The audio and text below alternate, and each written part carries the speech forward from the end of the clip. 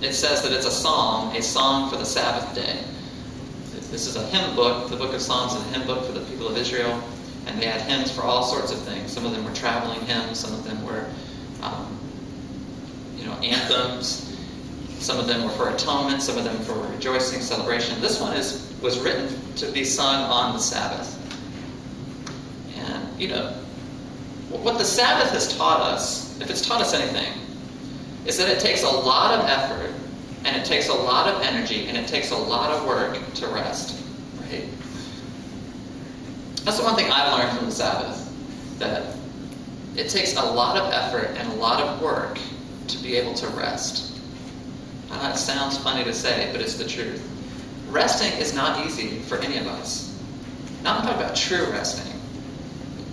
Being truly at ease and comfortable before the Lord, where you're not anxious, you're not fidgeting, you're not biting your nails, you're not full of reckless, hopeless ambition, but rather being able to rest. And that rest is what the Sabbath is.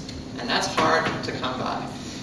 Because rest comes to us when we know the kind of life we've been called to. Do you remember the stories in the New Testament of the demoniacs that Christ healed?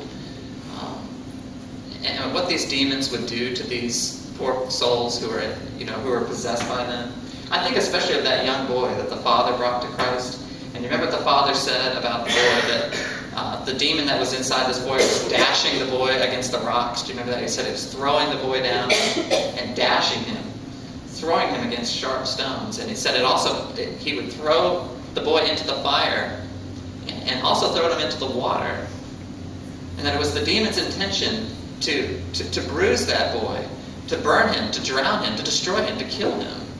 And do you remember when he brought that boy, that young, all these demoniacs, they were perfectly ill at ease. They were anxious and overcome and frothing at the mouth and fidgeting and upset. And you remember when Christ would call that demon out? And the demon would argue with Christ, and they'd have a debate back and forth, and Christ would drive that demon out. What would always happen to those people? They would just fall flat, right? And they'd just lie still, and they could finally rest. And do you remember there were even times when the people would say that they could see it on the person's countenance and in their demeanor, that when the demon left, their face looked different.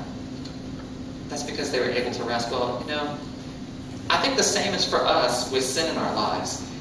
There is sin in all of our lives that we're refusing to address, which is possessing us. And that sin is dashing us against the rocks, it's throwing us into the fire, and it's throwing us into the water. And its intention is to bruise us, to burn us, and to drown us. Its intention is to destroy us. And that sin which possesses us is not a demon necessarily, even though demon possession is very real, but it's a creation of the devil that is possessing us. It is a lie, or a deception, or rationalization. And so to me, if you want to have rest, if you want to be able to sing a Sabbath song, you have to have that out. Where there's unconfessed, tolerated sin in your life, there will be no Sabbath. You'll never have a Sabbath. Because you can't possibly rest with that. It didn't matter what day of the week it was for a demoniac. It didn't matter at all. There's no rest with that stuff in there. But sin is not so easily removed. And I think that's what we all know.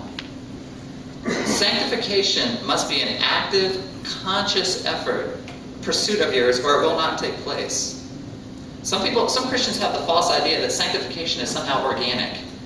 That once you become a Christian, that just as a seed in the ground just naturally blooms into flower and into full blossom. That same thing will happen when you go into the waters of baptism. That without any effort on your part, you'll become sanctified, and that's not true. Sanctification requires an active pursuit on your part. It takes work and effort. If you want to be righteous, if you want to be holy, it does not happen naturally. Okay? It takes effort. And so to that end, because I want you to have a Sabbath, I want your whole life to be a Sabbath.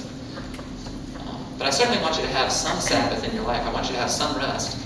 We have to talk about what the psalmist was talking about here, which is the importance of being righteous. Okay. Well, how do we become righteous? I'm going to look at just these last few verses of the psalm. You can read the rest later.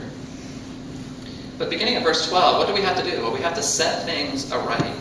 Look at verse 12 again. It says, the righteous man will flourish like the palm tree. He will grow like a cedar in Lebanon. The palm tree is known for being a very hardy tree. It's a very durable tree. It's kind of a tree for all seasons. And it has a sweet fruit to boot. But a palm tree, can withstand a lot of drought. It can withstand bitter cold, scorching heat. It does not need a lot of water. It doesn't need much of anything, and that's why it flourishes. Palm trees exist in some of the hardest of climates and some of the most lush of climates. They're just a tree for all seasons. They're wonderful trees. They flourish everywhere. And what is a cedar known for? A cedar is known for being incredibly strong and tall and really fit for constructing things. People love to make really durable, wonderful dressers and foot lockers and siding for homes out of cedar. Cedar's a really good wood. And that's how you want to grow. You want to flourish like the palm tree, and you want to grow like a cedar. Okay? But who is it that flourishes and grows like the palm and the cedar? Is it the knowledgeable? People who know a lot? Is it the clever? The people who are clever? Is it the industrious? The people who try really hard? Is it the practical or the pragmatic who flourish and grow? That's what the world says. What does the Bible say here?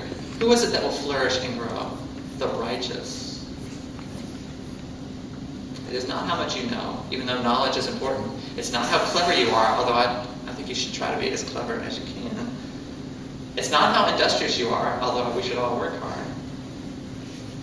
It's being righteous. It's righteousness. And you can't short circuit, you can't come across flourishing and growth any other way than by holiness. Okay?